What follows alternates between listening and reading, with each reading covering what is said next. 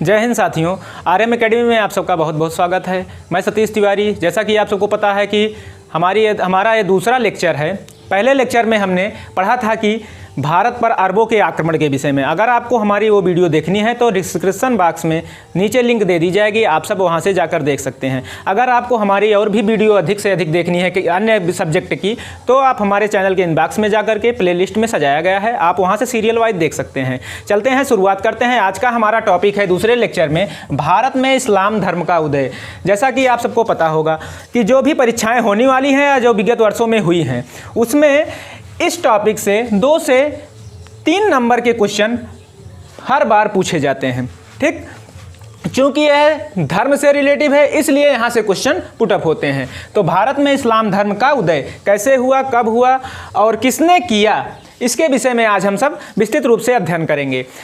जैसा कि आप सबको पता होगा कि जो पहला लेक्चर था उसमें हमने पढ़ाया था कि जब भारत पर अरबों का आक्रमण हुआ था तभी से इस्लाम धर्म भारत में स्थापित होने लगा था, अपना विस्तार वो करने लगे थे। लेकिन वास्तव में भारत में इस्लाम धर्म के संस्थापक कौन थे, उनका जन्म कब हुआ था, उनके माता पिता, उनकी पुत्री, अन्य विषयों पर, अन्य बिंदुओं पर आज हम चर्चा करेंगे विस्तृत रूप से। चलते हैं अपने टॉपिक की तरफ। भारत में इस्लाम धर्म का उदय, इसके जो संस्थापक थे वो थे हजरत मोहम्मद साहब, जिसने इसकी स्थापना की। ठीक, इनको बाद में क्या कहा गया, पैगंबर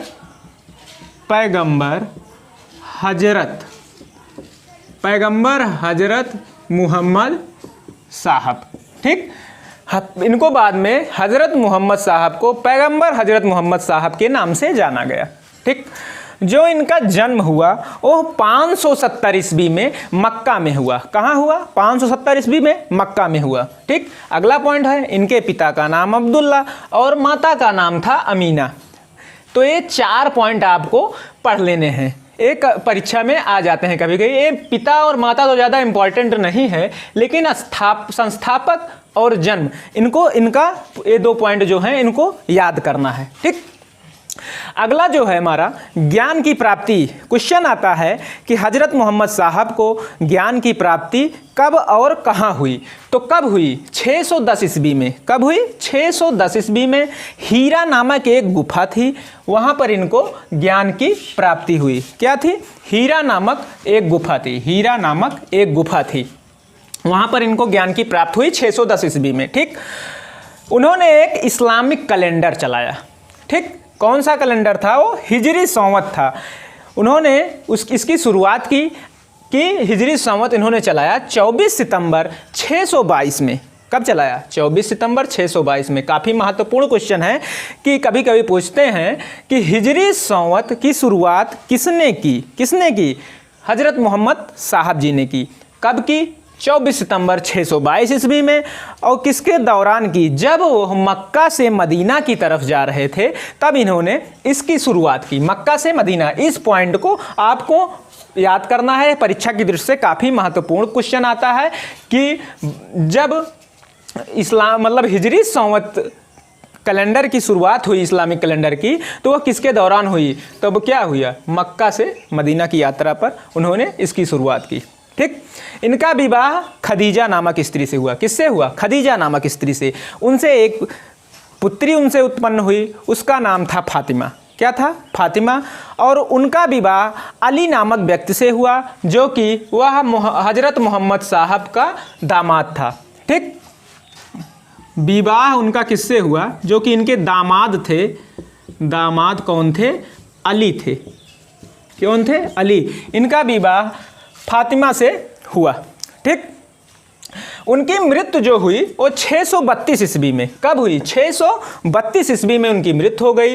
इनको मदीना में दफनाया गया। क्वेश्चन, इस तारीख को याद करने की उतनी आवश्यकता नहीं है जितना आवश्यकता है कि इसको याद करने की, मदीना में दफनाया गया। पूछता है क्वेश्चन कि भारत में जब इस्लाम धर्म का उदय हुआ तो हजरत मोहम्मद साहब की जब मृत्यु हुई तब उनको कहाँ दफनाया गया? कहाँ दफनाया गया? मदीना में दफनाया गया। ठीक, और ये पवित्र ग्रंथ इस धर्म का क्या है? इस्लाम धर्म का क्या है? कुरान। उन्होंने बताया कि कुरान ये पवित्र ग्रंथ है। ठीक, अब जो उत्तराधिकारी होते थे इनकी मृत्यु हो गई तो उत्तराधिकारी बनना जरूरी था। तो उत्तराधिकारी जो होते थे उनको क्या कहा जाता था?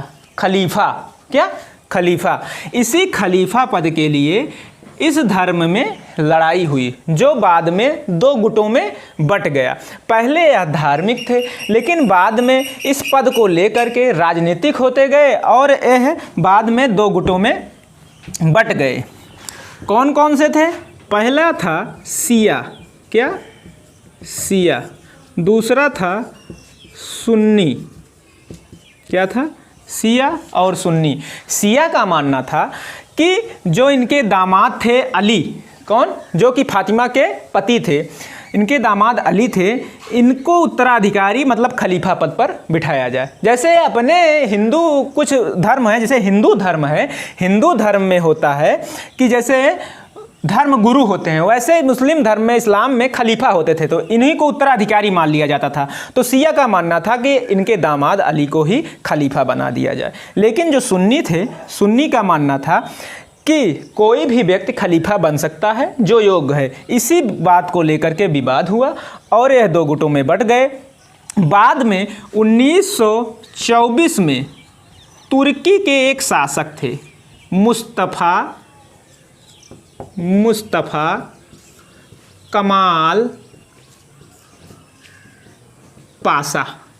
ठीक, मुस्तफ़ा कमाल पाशा थे, वो तुर्की के शासक थे। वो बाद में आते हैं और इस पद को, खलीफा पद को समाप्त कर देते हैं। ठीक, उसके बाद इनकी जो इस धर्म की हज़रत मोहम्मद साहब ने, इनकी कुछ प्रमुख शिक्षा थी, इसको याद कर लीजिएगा। आप सब बता दे रहे हैं। इनकी 5 शिक्षा थी।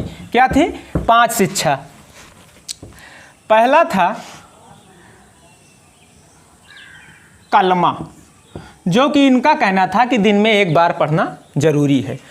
और दूसरा था नमाज, जो कि दिन में 5 बार पढ़ना अनिवार्य है। ठीक, और तीसरा था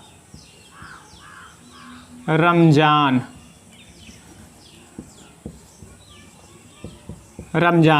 ठीक, जिसे हम रोज़ा के नाम से भी जानते हैं, जिसमें मुस्लिम धर्म के लोग भूखा या मतलब भूखा रहते हैं, या व्रत जिसे कहते हैं। ठीक, उसके बाद चौथा था कर देना। वो भी कौन सा कर दिया जाता था? देना था ज़कात कर। क्या था? ज़कात कर। एक कर था जजिया, जो कि जब अरब का भारत पर आक्रमण हुआ, जब मोहम्मद बिन कासिम ने आक्रमण किया, उनको भेजा गया, तब उन्होंने कौन सा कर लगाया था? जजिया कर। जजिया कर उन पर लगता था जो इस्लाम धर्म को नहीं मानते थे, जो इस्लाम धर्म से संबंधित नहीं थे, गैर इस्लामिक पर जजिया कर लगाया जाता था। लेकिन ये जो ज़कात कर था, इनकी चौथी जो शिक्षा थी, ज़कात कर अर्थात कर देना, ये मुस्लिमों को देना पड़ता था। मुस्लिम धर्म को मानने वाले मुस्लिमों को देना होता था, जो इस्लाम धर्म को मानते थे, इनको देना होता था। इनको देना मतलब इतना होता था कि इनको अपने मतलब उसका हिस्सा का